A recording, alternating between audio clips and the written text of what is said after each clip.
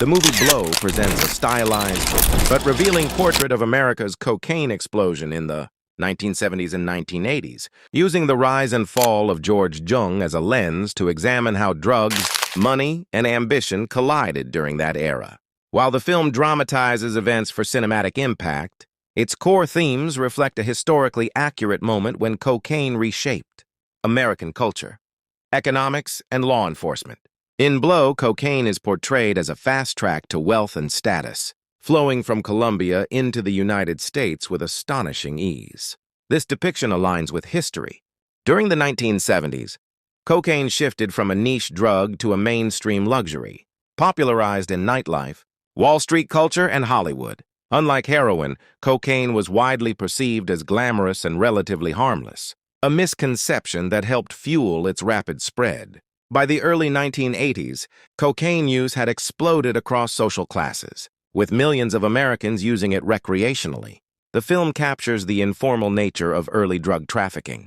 Jung's operations relied on weak border controls, limited federal coordination, and the absence of modern surveillance technology. Historically, this is accurate.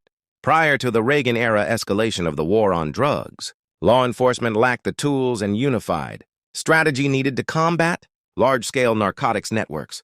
Colombian cartels, particularly the Medellin cartel, capitalized on this gap, moving tons of cocaine into the U.S. and generating billions in revenue. However, Blow simplifies certain realities. Jung's role, while significant, was not as singular as the film suggests. Cocaine trafficking was a vast ecosystem involving thousands of players, complex financial laundering networks, and deep corruption across borders. The violence associated with the trade, especially in Colombia, is largely muted in the movie, which focuses more on personal downfall than systemic destruction.